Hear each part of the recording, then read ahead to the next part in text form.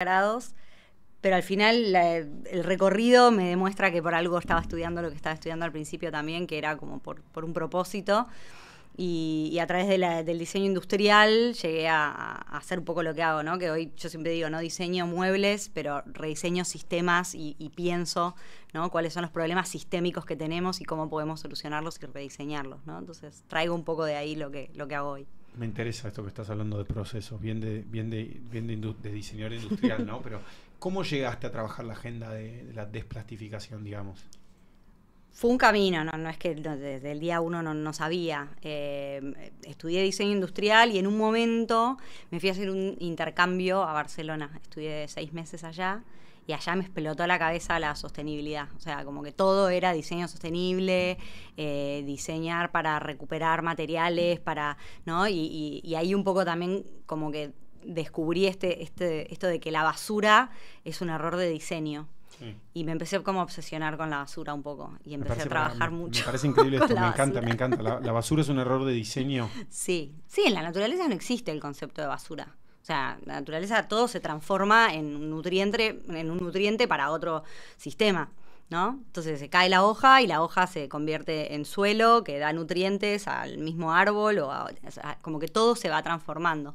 Entonces este concepto es bastante humano, ¿no? De generar residuos, generar basura. Y nada, y empecé a trabajar un poco cuando volví acá. Dejé de trabajar donde estaba trabajando, que era un diseño de muebles, y me metí a trabajar en una empresa de ecodiseño que transformaba descartes industriales en productos, ¿no? A través del diseño, y eran productos divinos, y cómo transformar estos residuos, ¿no? Arranqué como ahí, viendo el problema desde el problema del residuo. Y poco a poco me fui moviendo como un poco más arriba en el problema y tratando ahora me dedico a evitar esos residuos, ¿no? No tanto trabajar desde el residuo, en la mirada del residuo, sino cómo evitarlos, cómo minimizar la cantidad de descartables que generamos, la cantidad de basura que generamos. Pero bueno, en el medio hubo un camino, ¿no? Me fui a estudiar una maestría, profundicé en sostenibilidad, estuve como directora de un centro de reciclaje, que era como una especie de cooperativa de recuperadores urbanos en Nueva York. Pero que uno pará porque estás yendo a fondo. Contame, agarremos el caso de Nueva York, porque sí. ese caso me parece increíble. Sí. ¿Vos te habías ido a estudiar o te fuiste directamente a laburar a esa cooperativa? No, yo me fui a estudiar una maestría. Como yo acá estaba trabajando en este emprendimiento que recuperaba descartes industriales y en una ONG que trabajaba en temas de sostenibilidad con empresas. Y ahí me empecé a enganchar en entender cómo las empresas veían el tema de la sostenibilidad, cómo lo abordaban. Yo decía, bueno, pero acá falta profundidad. Yo sentía que las empresas en esa época, que era 2008, lo abordaban muy desde lo externo a la empresa, ¿no? Desde la comunicación, desde cómo pueden donar, desde cómo pueden hacer cosas externas al core del negocio. Yo decía, acá tiene que haber algo más que se pueda hacer, ¿no? Y ahí, bueno, conseguí para irme a estudiar afuera. Tuve la suerte de poder irme a estudiar esta maestría que me permitió entender un poco más cómo funcionan los sistemas, cómo funcionan las operaciones en las empresas, o sea, un poco otra visión del mundo y del problema. Y estando ahí, empecé a trabajar como voluntaria en un centro de reciclaje que quedaba en Brooklyn. Y ahí me fui involucrando cada vez más con este centro. Yo decía, ¿cómo puede ser que haya una cooperativa de recuperadores en Brooklyn, a 20 minutos de Manhattan? O sea, me explotó la cabeza cuando conocí ese lugar. Que serían cartoneros, recuperadores urbanos, sí, lo que es igual que lo acá. mismo, pero igual. Allá recuperan latas y botellas en vez de cartón. ¿Porque el cartón no es un negocio ahí o por qué? Porque no es un negocio y porque las latas y las botellas tienen un esquema de depósito y devolución. Entonces los usuarios, o sea, los consumidores, cuando compran una bebida, pagan un depósito de 5 centavos. Entonces nadie lo reclama. Pero hay mucha gente que se dedica y vive gracias a recuperar estos 5 centavos que están desperdigados por ahí. Qué significativo, 5 centavos, ¿no? O sea, un montón. Es guita. Un montón. Pero bueno, para los que más laburaban era un montón. No, ni hablar, pero digo, ¿vos podrías llevar tu lata a un kiosco y te deberían dar 5 centavos? Sí. O sea, vos podrías entrar a un kiosco en Estados Unidos con una lata y te deberían dar 5 centavos. No en todos lados, pero en muchos lugares sí. Y de hecho hay un montón de lugares en donde hay máquinas, en donde vas y las pones. Y bueno, y había centros de reciclaje como este. Sí. Pero este tenía la particularidad que bueno, estaba liderado por una mujer que lo había fundado 9 años antes, 8 años antes, cuando yo lo conocí, y que ella tenía el propósito de generar comunidad, ¿no? Y entonces iba más allá. Entonces se generaba una comunidad muy heterogénea, porque había de todo tipo de gente que se dedicaba a esto y gracias a eso alquilaba un departamento, le pagaba los estudios a sus hijos, ayudaba a sus familias de donde eran, porque la mayoría eran inmigrantes, y gente que, nada, así unos mangos para lo que sea, y mucha gente que vivía en la calle, había un rango de todo lo que te imagines, mucha gente anciana que se dedicaba a hacer esto porque quería hacer algo, sí, ¿no? Y nada, población desde latinos, afroamericanos, asiáticos, polacos, y todos éramos como un grupo. ¿Y vos empezaste a coordinar un poco el laburo ahí?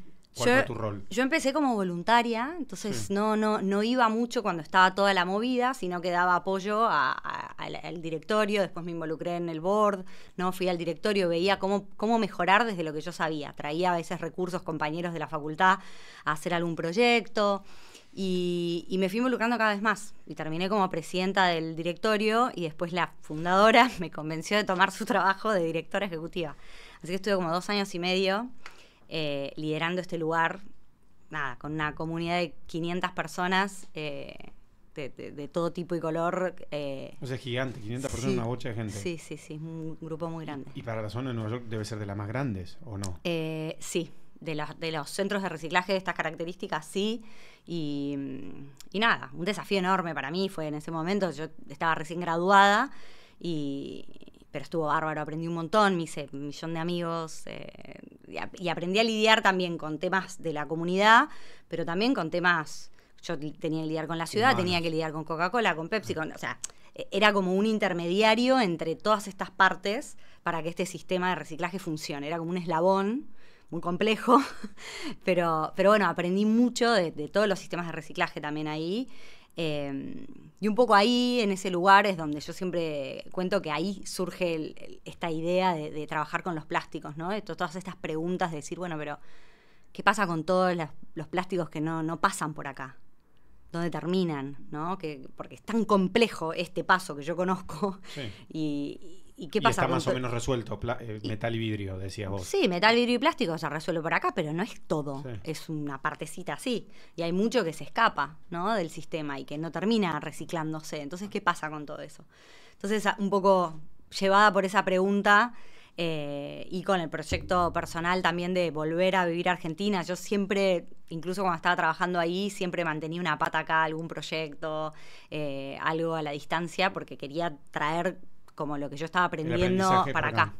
Entonces ahí, bueno, decidimos volver y lo hicimos, bueno, un poco con esta aventura que contabas. Che, que vos ahí decías como llegabas al final, ¿no? Llegabas cuando ya el circuito o el sistema estaba pensado con ese descarte, con ese error de diseño. ¿Cómo se puede prevenir o cómo empezaste a pensar en el prevenir? ¿Te pasó ahí cuando estabas inclusive laburando en Estados Unidos? Fue un poco ahí la génesis, o sea, el principio, pero no terminaba de entender cómo, ¿no? Como que eso creo que fue un recorrido que fuimos haciendo con Unplastify, con mi socia también, y con el equipo, de ir aprendiendo con este foco en plásticos y en prevención, lo llamamos, porque es muy parecido, pero prevenir es mejor que curar, bueno, sí. Esto es lo mismo, con este enfoque en prevención, bueno, ¿cuáles son las estrategias? ¿Cómo se puede realmente rediseñar sistemas para evitar, ¿no? que esto sea un problema, ¿no? Y mismo también, incluso trabajando con municipios, en proyectos, en consultorías, ver cómo cuando uno tiene el foco puesto solamente en el residuo, en la basura, nunca lo va a terminar de solucionar. Es carísimo, o sea, tiene como otras complejidades. Entonces, si abrís un poco la mirada y decís, pero si yo este problema lo puedo reducir en 20%, ¿por qué no ataco el problema acá? Reduzco este problema, o sea, ¿se entiende? Pero si yo lo miro desde la perspectiva del problema, cuando uno está metido, muy difícil verlo. Entonces, nada, fuimos aprendiendo un poco en el recorrido de ya 5 años, más o menos 6, bueno, cómo se puede hacer. Y Argentina, en ese caso, da la sensación, nos preguntan acá en el chat, pero da la sensación de que es retrógrado, ¿no? Como un poco, que estamos un poco atrás de conversaciones del mundo. Cuando viajas por el mundo y ves cómo la importancia o la relevancia que se le da al reciclar, o inclusive a esto, a pensar antes de llegar a tener que reciclar, sino a pensar inclusive cómo generar menos residuo. Pienso Europa, pienso Estados Unidos, pero seguramente hay otras experiencias en otros lugares. Están como que hay una conciencia mucho más grande de eso. Siento que igual Argentina, obviamente, no creo que es como de los principales contribuidores al cambio climático, a los desperdicios del mundo, que igual son esos países, entonces por algo deberá ser la preocupación de esos lugares, ¿no? Digo, vos vas a Estados Unidos y te dan un plástico descartable o un plato para almorzar, y este plato es para toda la vida. O sea, este plato es... Sí. ¿viste? Estados Unidos es un horror. Un horror. Un horror, es lo peor. Pero inclusive de alguna manera hay una conciencia de que ese tema hay que pensarlo, y cuando volvés a Argentina parece como que queda completamente corrido del eje de conversación. ¿Te parece así desde el punto de vista de la política pública? ¿Pasa así o no? No tanto, yo creo que sí pasa con respecto a Europa, Sí. pero no con Estados Unidos. Estados Unidos, no, yo lo que veo es que, bueno, hace unos 5 o 6 años China decidió cerrar las puertas a los residuos del mundo, formalmente, oficialmente, ¿no? Entonces esto generó mucho movimiento, porque antes lo que pasaba es que los países como Europa y Estados Unidos mandaban todos sus reciclables a China, y andás a ver. Y ellos reciclaban en sus mentes, pero muchas veces la realidad no era esa. Entonces China cierra y empiezan a tener un problema de dónde alocar, dónde poner, dónde disponer todos estos residuos, que en realidad muchas veces no tienen valor o no son valorizables, digamos. Entonces el problema del reciclaje no es solo logístico, es económico, es de un montón, es muy complejo, el por qué no funciona, ¿no? Yo siempre digo, solo el 9% de los plásticos se reciclan. O sea, el 9%. Nada. Entonces, digo, claramente hay muchos problemas asociados a todo lo que tiene que pasar para que un plástico se recicle. Pero volviendo a lo de los países, si bien en algunos casos están más avanzados, yo creo que acá en Latinoamérica, para lo atrasados que estamos con otros temas, digo, hay avances, se debate el tema, se conversa, Chile tiene regulación, Colombia alguna también, México un poquito, pero mucho menos, porque está muy influenciado por Estados Unidos. Lo que yo siempre digo es como, en muchos temas, ¿no? Nosotros imitamos o seguimos los pasos de Europa y de Estados Unidos. Creo que está bueno no hacer el recorrido completo y aprender de los aprendizajes y saltarnos los pasos, ¿no? Entonces yo siempre veo que todos los esfuerzos van en el reciclaje, ¿no? Y a mí me parece que está buenísimo, porque hay que reciclar y todo se tiene que... Pero no podemos pensar que es viste, como la solución mágica. No. Porque es muy complejo y ya todos estos países se están dando cuenta. Entonces, ¿cómo podemos hacer para adelantarnos esos pasos, tomando esos aprendizajes y decir, bueno, prevengamos todo lo que podemos prevenir, reduzcamos todo lo que podemos reducir, y después todo lo que sí o sí tuvimos que generar, bueno, gestionémoslo mejor, ¿no? Ahí te quiero contar algo, te lo decía antes, pero leí este libro, lo voy a mostrar a la cámara, este libro de Václav Smil, que es un científico, no le quiero faltar a la justicia de su formación, pero es un tipo, creo que es húngaro, es profesor en Canadá, es el autor preferido de Bill Gates, escribió como 70 libros. Es súper interesante el libro, explica cómo funciona el mundo, de alguna manera el tipo hace como una explicación de los materiales que hay en el mundo y explica y dice, la civilización, quiero leerte un pedacito porque me pareció interesante, dice, depende de 4 materiales fundamentales, dice el tipo, ¿no? Y dice como que son indispensables, ubicuotos y que son muy demandados, ¿no? No sé, se dice ubicuotos, no sé cómo es la traducción al español porque está en inglés el libro. Y dice, bueno, el cemento, el acero, el amoníaco, que es un fertilizante, y los plásticos, ¿no? Y cuando explica cómo funciona el plástico, me pareció... es obvio para vos, ¿no? Pero uno que no está en la agenda, das por sentado ¿qué es el plástico? Sí. ¿Cómo es el plástico? ¿Por qué? Él dice, el plástico es un grupo grande de sintéticos o semisintéticos de materia orgánica que su cualidad común es que son muy prácticamente moldeables. En distintos tipos, dice, en tipos duros, en tipos blandos, son monómeros serán, etileno, propileno, que se produce por el calor o por el calentamiento a 750, 950 grados, ¿no? Y que es muy maleable, y bueno, me pareció increíble porque explica y dice, esto es el plástico. vuelvo al punto de decir que es tan obvio como vivimos enfrascados en esto, Sí. que hace 2 generaciones no era obvio esto. No, para nada. O sea, digo, nuestros abuelos, esta cosa de tener todo plástico y tirarlo, es una cosa. Los envases, cómo se vendía la leche, cómo se vendía el vino, se vendían de otra manera. Sí. No era de la misma manera que ahora. ¿Cómo empezamos a pensar, o cómo empezaste vos a pensar en el problema del plástico? Porque vos me estabas contando específicamente, decías, sí, obviamente yo estaba ahí, me di cuenta que había que reciclar, pero ¿cómo empezaste a darle vuelta a esto? Vos dijiste algo como estos sistemas funcionan de alguna manera, ¿cómo funcionan los sistemas? Contá un poco más de eso. Yo creo que un poco lo que a mí me chocó más fueron 2 cosas. Por un lado, los datos. O sea, porque uno, en el común de la gente, yo hablo de este tema bueno, todos los días, la mayoría de la gente, sí, yo empecé a reciclar, te cuentan, no, en la oficina reciclamos, y yo digo, claro, eso es lo que creemos que, o sea, o mis amigas le digo, no, pero ¿para qué usas eso? No sé qué. No, yo lo reciclo. Y yo tipo, ¿qué significa que lo reciclas? Que lo tiraste en el tachito correcto en tu casa. Claro. Y yo trabajando, digamos, Del otro en el lado. siguiente, ni siquiera del otro lado completo, o sea, en el siguiente mini eslabón, me daba cuenta de lo complejo que era, y yo estaba solamente en este eslabón, y faltaba todavía, ¿no? Entonces digo, como que también nos creímos que esto se solucionaba así.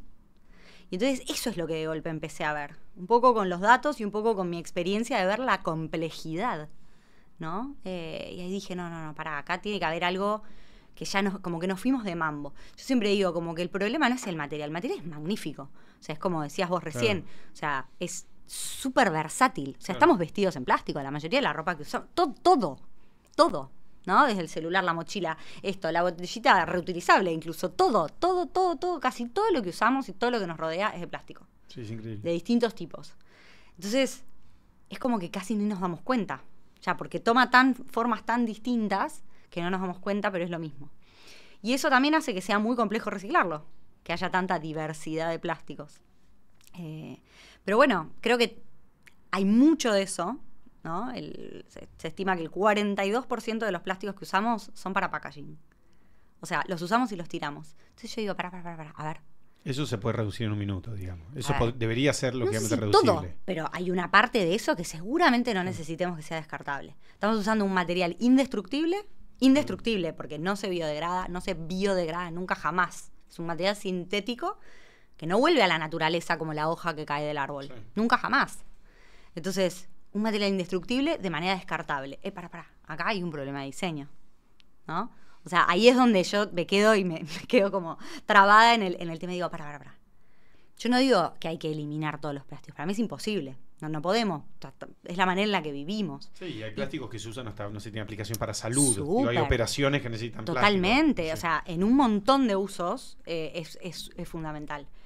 Pero ¿no lo estamos usando en cosas que no son fundamentales también? Sí, como nos zarpamos. Y se acumulan, como que nos zarpamos, como que nos fuimos de mambo.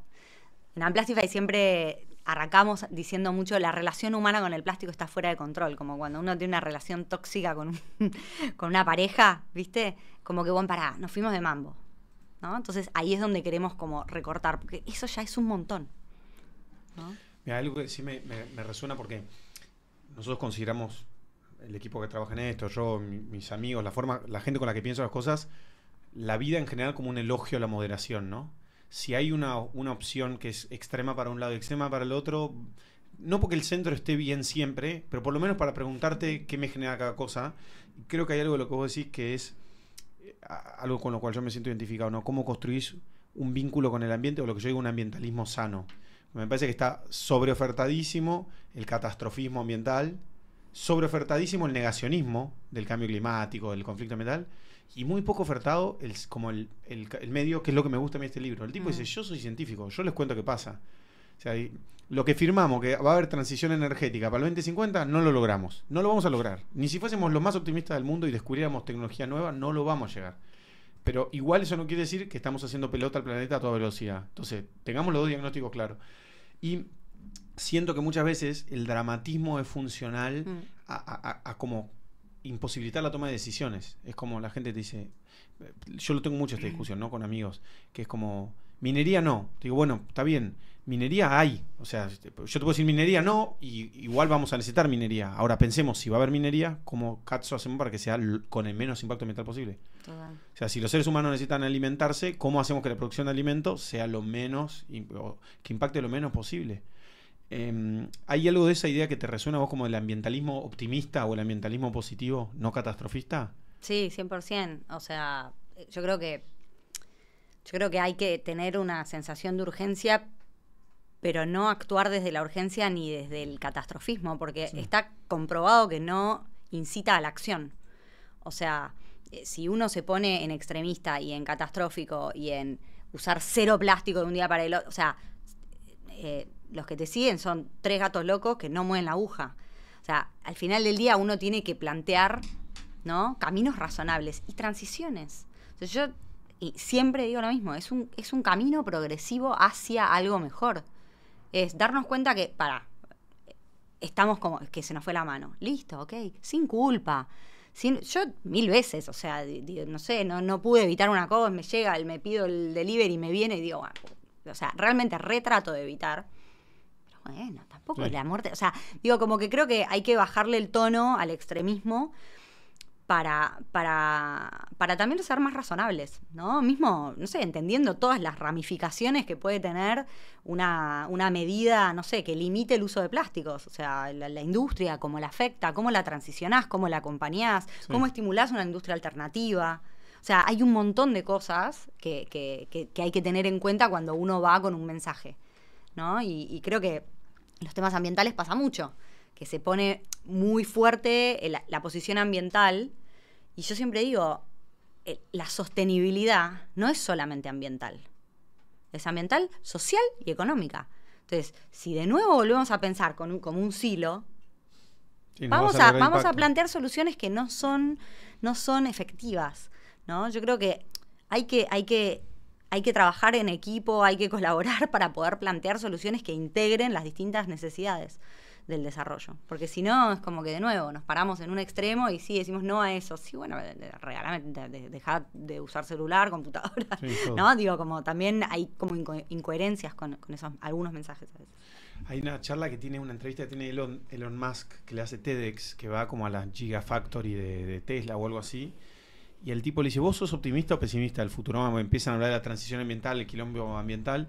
Y le dice, yo soy optimista de que la civilización humana, enfrentada a un problema, va a encontrar una respuesta, ¿no? Porque están diciendo, che, esto lo resuelve o no lo resuelve. Y dice, mira, no lo resuelve. Hoy no tenemos la herramienta para resolverlo. Y el tipo le dice, pero entonces, ¿qué hacemos?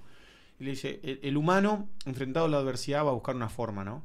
Y no sé si es así o no, pero se me plantea esta duda como de pensar en que el capitalismo, que es el sistema en el cual vivimos, tiene un montón de cosas magníficas. Digo, vivimos en el momento de mayor igualdad y democracia de la historia, menos conflictivo de la historia, con la gente viendo mayor expectativa de vida, una calidad fenomenal, un montón de cosas, y una gran externalidad negativa, diría que 2 grandes. Una que es la desigualdad, que per se no es mala, pero en extremos es muy mala. Y la segunda es el impacto ambiental. O sea, nos fumamos el planeta en pipa. ¿Y cómo gestionar esas externalidades? Creo que te conecto esto de Elon Musk y lo del capitalismo para pensar si crees que se está empezando a pricearse o a ponérsele un precio a esa externalidad negativa, que es lo malo que es para el país, y que de esa manera, si no se puede pensar adentro del mercado, la regla del mercado, guiar a la gente a eso, tipo, che, sorbetes no, muchachos, eso está prohibido, o sea, boludeces no. ¿Qué cambia la vida un sorbete de plástico? No jodamos, eso no. O sea, y empezar a tabicar, ¿viste? Y a bloquear el delirio, ¿no? O sea, como intentar acomodar que, che, pará, plástico para cualquier cosa, no. Sí. ¿Crees que está pasando algo de esa tendencia? ¿Tiene algo de sentido esto que te digo? Sí, yo creo que el concepto de externalidades es como que viene muy pegado a la sostenibilidad, ¿no? O sea, es como que todo lo que yo por lo menos estudié de esto, era como, bueno, cómo las empresas deberían internalizar, ¿viste? Estas externalidades que, ¿no? O muchas veces cuando la gente me dice, no, bueno, pero los plásticos son tan baratos, y yo tipo, ¿barato para quién? Claro. Para el planeta ni pedo. No, y para todos nosotros tampoco, porque está volviendo a nosotros como un boomerang. No sé, la basura, sacar la basura. Hay plástico en nuestra sangre, en nuestros pulmones. Digamos, no me interesa ponerme tremendista, pero digo, nos está afectando en la salud. Entonces es como, sí, re barato, ¿no? Entonces, esto es la conversación de las externalidades, pero tampoco es de un día para el otro. Y creo que sí empezó a haber como un cambio en estos últimos años, pero todo tan lento, a mí me pone ansiosa a veces, trato de calmarme, pero digo, ¿no? Empezaron a haber otros actores en la conversación. Sí. Yo he ido a varias COP, que son las convenciones de cambio climático de Sí. Naciones Unidas, que son gigantes, no sé qué. Que tengo mis opiniones con respecto a eso, son una feria gigante llena de gente, pero empezaron a haber otros actores ahora, ¿no? Y el mundo financiero está mucho más involucrado, y las empresas no hay ninguna que no, las grandes, que no reporte o que no tenga compromisos asociados a reducir sus emisiones. En plásticos también, digamos, no son perfectas, no están accionando a la velocidad que uno querría. Pero digo, el tema se fue poniendo cada vez más en agenda. Eso es así. Ahora, venimos de unos modelos muy eficientes para el bolsillo, Sí. y todo el marco regulatorio y el contexto avala las decisiones que están alineadas con ese incentivo nada más, ¿no? Porque Sí. es la definición del capitalismo. Entonces, es muy difícil transicionar a un modelo en donde realmente se integren las externalidades, ¿no? Creo que son muy pocas las empresas que hacen un esfuerzo real de decir, yo quiero, ¿no?, considerar todas las externalidades de mi negocio. Quiero entender realmente dónde está mi impacto, minimizarlo, trabajarlo. Pero no hay ejemplos, ¿no? Digo, pienso en las Patagonia, North Face, ese ecosistema, ¿no? Patagonia, vamos a poner como ejemplo, que te dice, yo hago un negocio que aparte va a ser profit, o sea, va a ser guita, y va a ser mucha guita, nos va a ir bien. Y aparte voy a tener una cultura corporativa sana, va a tener esta idea de triple impacto, ¿no? O sea, va a tener un impacto social positivo, un impacto económico positivo, porque nos va a ir muy bien, y aparte me va a importar el ambiente, y si se te rompe una campera, vení que te la arregles. Que esos modelos existan, ¿no plantean también como un faro en donde vos decís, mira, y que el consumidor empiece a valorar eso y demás? Sí, absolutamente. Y creo que, bueno, de la mano de Patagonia, todo el movimiento de empresas B, Sí. ¿no? Las B Corps, o sea, como que hay modelos de empresa que empiezan a mostrar que se puede hacer plata y hacerlo de una manera distinta. Pero bueno, al final del día, ¿no? También o sea, yo trato de ser lo más realista posible, porque yo estoy inmersa de esos casos, de esas historias buenas. Claro. Entonces digo, sí, pero los que dominan el mundo y los que toman las decisiones son estos. Claro. Y a estos es donde uno tiene que tratar de transformar, porque ahí es donde está el impacto. Entonces, un cambio así de chiquitito en una mega empresa puede tener un impacto gigante, ¿no? Que por ahí sí, un emprendimiento está bárbaro, y los emprendimientos dan muchas ideas a las empresas, pero bueno, creo que ahí hay que integrar un poco a todos. Y yo, siempre mi opinión es que el activismo ambiental, si bien, trajo un montón de temas a la mesa, también por modos generó mucho daño y mucho rechazo, ¿no? Porque es como muy de denuncia, muy de poca invitación a la colaboración. Entonces, volviendo a esto que decías de pararse también en un centro, ¿no? Y decir, bueno, yo no denuncio a nadie, no juzgo a nadie, o sea, bueno, ¿cómo podemos hacer? Nosotros vemos este camino, nos especializamos en esto, ¿cómo podemos hacer para acompañar organizaciones, gobiernos, empresas que quieran transitar este camino de desplastificación? Y así puede haber otras líneas de trabajo, ¿no? Nosotras elegimos enfocarnos en algo específico porque es lo que nos permite profundizar.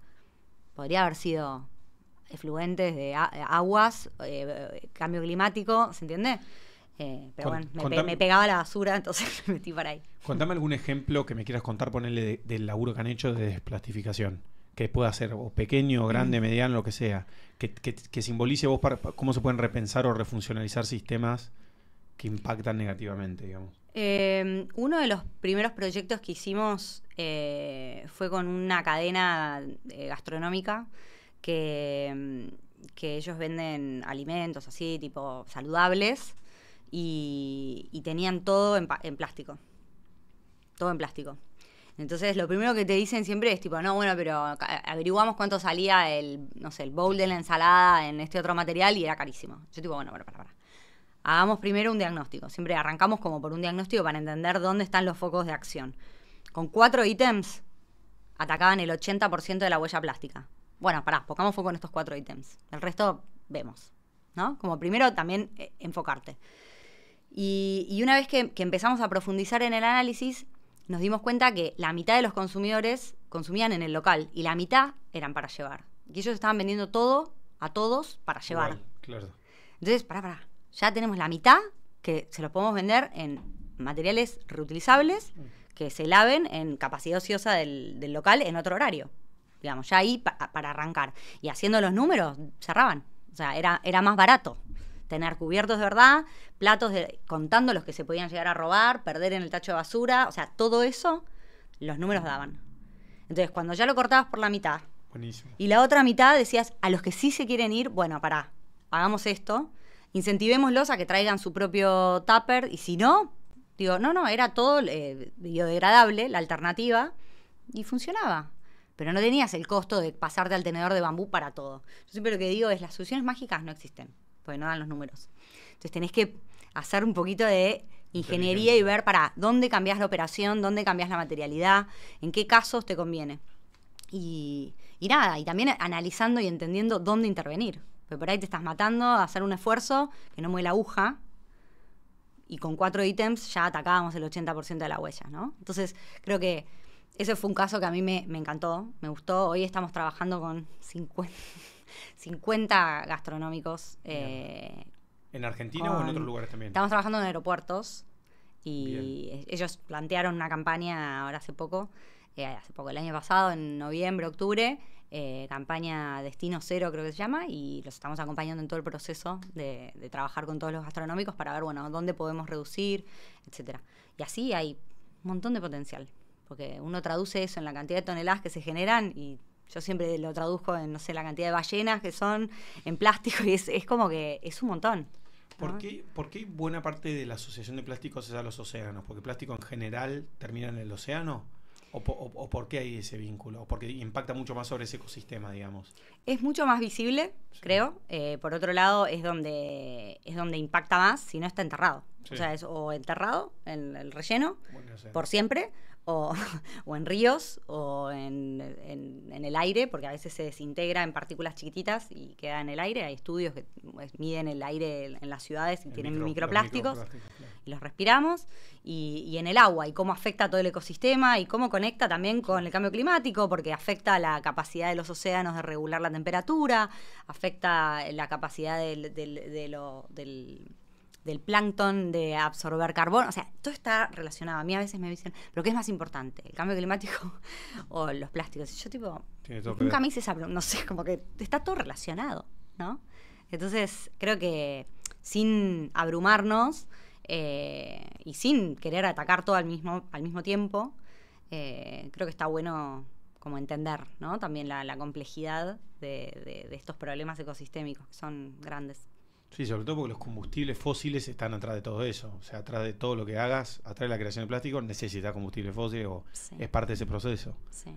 Digo, si lográramos cambiar esas tendencias, vas resolviendo temas que obviamente están todos conectados, uno conectado con el otro.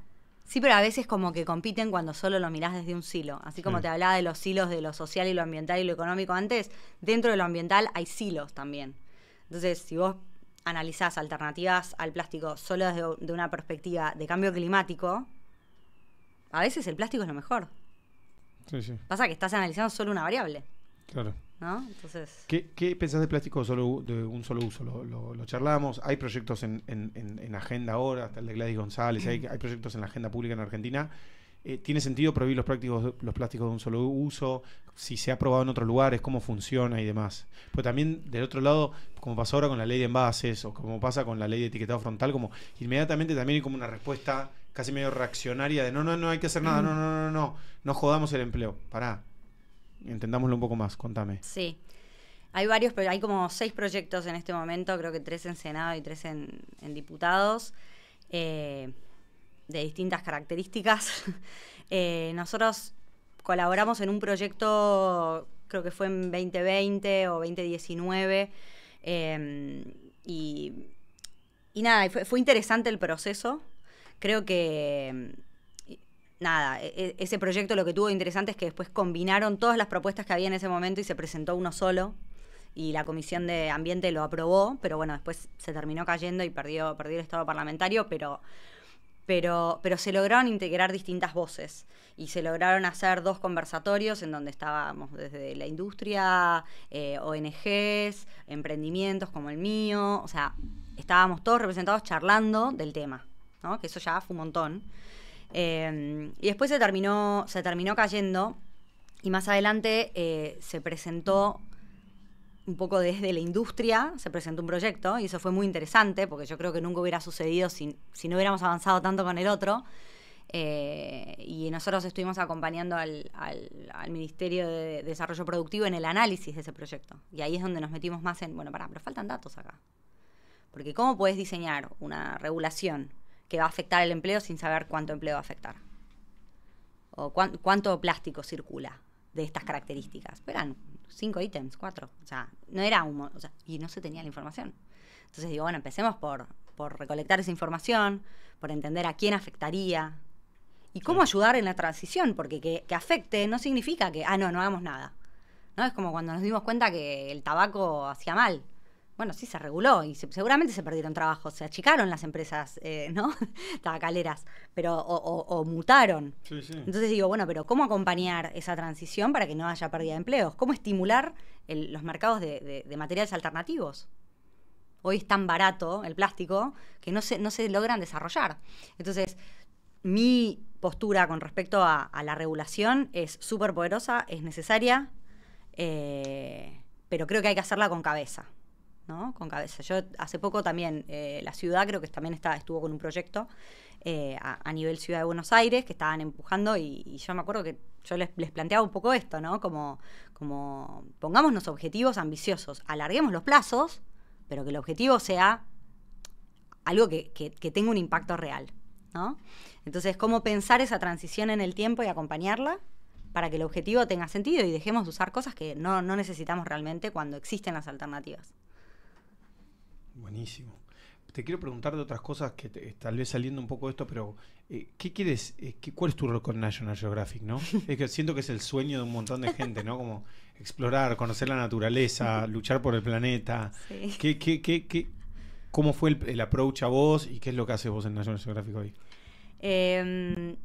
Yo soy exploradora de National Geographic. Eso lo que significa es que tuve, en este caso tengo, sí, el apoyo de ellos para desarrollar programas relacionados a la misión de National Geographic, que es preservar el planeta, la naturaleza y cuidarlo. Los exploradores son desde investigadores, storytellers, que son los que sacan fotos, hacen videos, y educadores. Mi grant es de educación. O sea, yo me encantaría que me lleven más a explorar.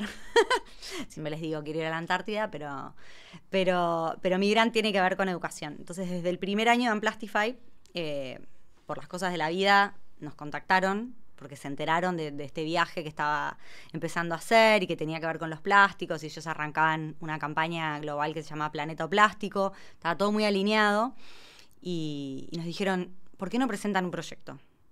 Y bueno, ese proyecto fue elegido en Washington, que es donde deciden, y nos apoyaron ese primer proyecto educativo, ¿no? Que arrancamos con 9 escuelas, tenemos un programa para jóvenes de 15 y 16 años, en donde les damos herramientas para que ellos transformen y desplastifiquen sus escuelas. O sea, para nosotros lo más importante no es la conciencia, es la acción.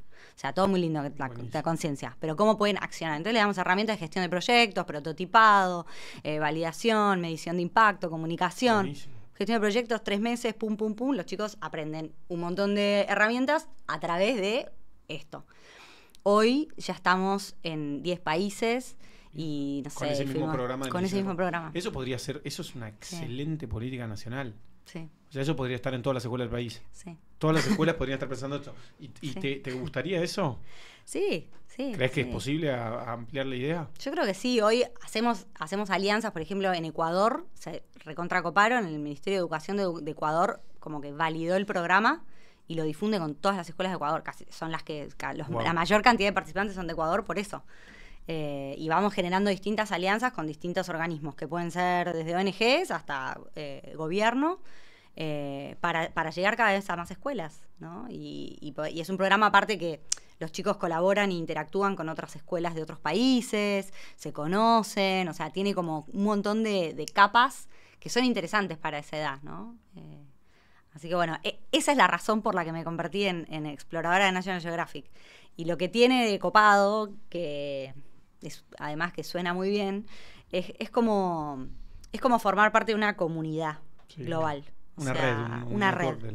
Y te estimulan, y te acompañan, y te dan herramientas, y te acercan oportunidades, y te conectan. Y yo ahora estamos expandiendo el programa en África y en Europa, y me conecto con exploradores de allá, y me conectan con sus redes de escuelas, ¿no? Entonces, me permite eso, no sé, me abre el juego. Y después tengo conversaciones muy locas con gente que hace otras cosas muy raras. Tengo amigos paleontólogos que descubren dinosaurios y que investigan lobos marinos, no sé, insectos.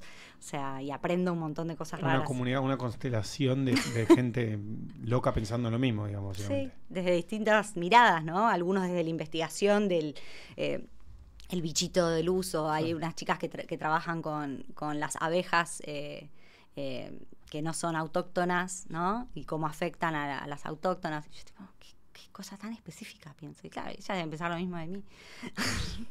Sí, y te quería preguntar algo que se me iba cruzando como me contaron en National Geographic, como contracara del entusiasmo o lo de aeropuertos o demás. Lo bueno de que la gente se dé cuenta de la agenda es que la mayoría de las compañías, empresas, se está preguntando esto. Antes era RCE, ahora es empresa B, después irá mutando y hay gente que se suma, porque cree y hay gente que no.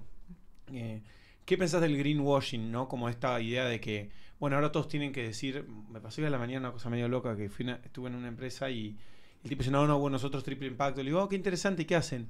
Bueno, de a poco estamos viendo, o sea, triple impacto lo dice cualquiera, el tema es que después lo hagas. ¿Qué pensás del greenwashing? Pienso que existe y no va a dejar de existir. Claro. Yo soy como muy idealista con algunas cosas, pero me creo al menos pragmática en otras. Yo no creo que tengamos que convencer a todo el mundo de, no sé, en este caso de desplastificarse, ¿no? O de, no sé, de desarrollar el triple impacto, por ejemplo. Yo creo que hay que lograr convencer a la gente clave, que puede cambiar los sistemas, ¿no? Gente que se dé cuenta y por ahí, nada, en este caso en el programa de jóvenes, son jóvenes que mueven la aguja y que logran que en una escuela se deje de vender de determinada manera algo en la cafetería y arman una alianza local con una panadería local para que les dé el alimento. O sea, los chicos piensan esto y ellos son los agentes de cambio. Sí. Entonces, para mí, no hay que convencer a todo el colegio. No hay que convencer a todo el mundo. Está buenísimo. Hay que convencer a los que están dispuestos a cambiar el sistema. Porque si vos haces eso, le cambiaste la realidad al resto sin que se dé cuenta. Porque la realidad es que la mayoría de la gente tiene estos temas en la cabeza. Total. Y los va a seguir teniendo.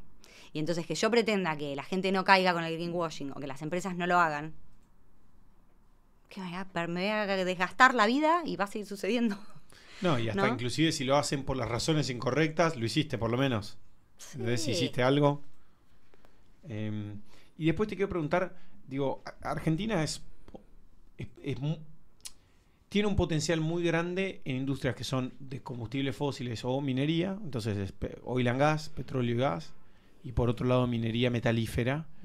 Tiene un potencial muy grande y con algunos ciertos grados de polémica por la explotación de petróleo offshore, por ejemplo, en Mar del Plata, o de la explotación minera en Mendoza, Chubut, hace poco, son provincias donde hubo conflicto en torno al tema.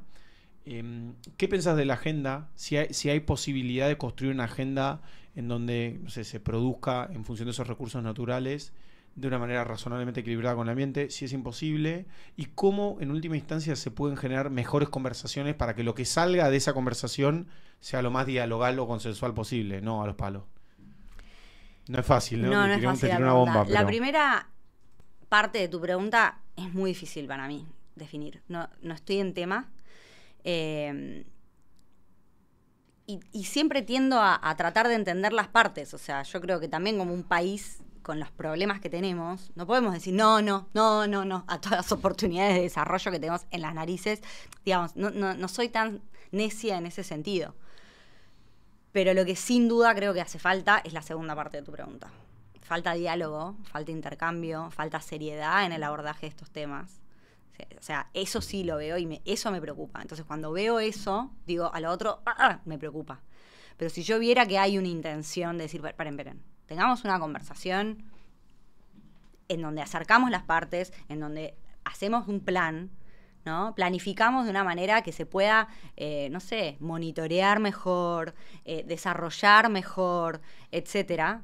Planificar para que no sea la dependencia absoluta, sino que sea en un corto plazo, transición, no sé. Digo, estoy hablando sin saber, los climáticos me van a matar, pero digo, creo que principalmente falta el diálogo, ¿no? Que está por un lado una voz y por otro lado otra voz. Y lamentablemente así no vamos a llegar a ningún lado, ¿no? A ningún lado bueno, porque el otro extremo va a terminar ganando por ahí y termina haciendo las cosas con una metodología que por ahí no es la ideal, porque no estuvo consensuada, no estuvo validada, no estuvo conversada. Pero desde un sí, un no, sí, no, sí, no, blanco, negro, creo que no, nada bueno puede salir, ¿no? Creo que hace falta eso, hace falta mucho diálogo. Acercar esas puntas, y aparte tenemos un montón de gente muy capacitada, o sea, gente técnica que entiende mucho de impacto ambiental, o sea, ¿no? Pero bueno. Sí, creo que a muchos nos pasa como lo que me pasó a mí con ese libro, que me pasa cuando hablo, no sé, con ingenieros agrónomos o especialistas en biotecnología, cuando hablas con alguien que es serio en su materia, ¿no? Y que es formada, y que te explica las cosas de una manera como intentando buscar el grado de cientificidad, ¿no? Como esta cosa media como ese apelo a la racionalidad, lo que se sabe y lo que no se sabe científicamente. Es súper interesante porque es gente apasionada en lo que hace, ¿no? Me pasó hace poco que me escribió una geóloga y me dice, me encanta lo que hago, me encanta mi laburo, me encanta la industria, me encanta todo. Ahora te explico qué cosas se hacen bien en Argentina y mal. Me estaba contando sobre una explotación de petróleo. Y de una explotación no convencional.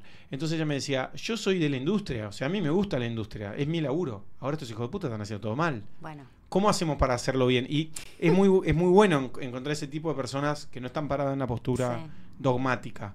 Pero bueno, no sé. Creo que el dogma no sirve en ninguno de los dos extremos. Sí, ni hablar. En el petrolero puro y duro tampoco está bueno. No, ni hablar. Porque no se abre a escuchar, ¿no? Entonces creo que es eso. Hay que reunir a toda esa gente, ¿no? Y que opinen los que entienden, los que saben, ¿no? Sobre datos, sobre ciencia. Bueno, armemos un plan de desarrollo. O sea, no sé, me parece que el ambientalismo extremo que retrasa, ¿no? Que volvamos a vivir como... Tampoco está bueno. Nadie quiere eso. No.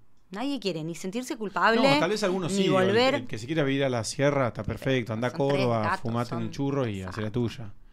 Pero el resto de la sociedad, que es creo que algo que vos dijiste, como que buena parte de la sociedad anda por la ancha avenida del medio, como voy, laburo, como cosas. Si me das plástico, voy a usar. Si no me das plástico, no. O sea, que es algo de la oferta, digo, pone. Sí.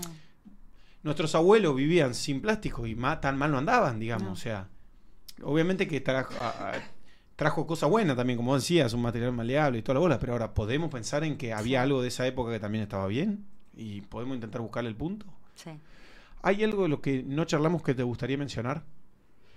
No, estaba acá entregada las preguntas. ¿Y tu mirada sobre el futuro?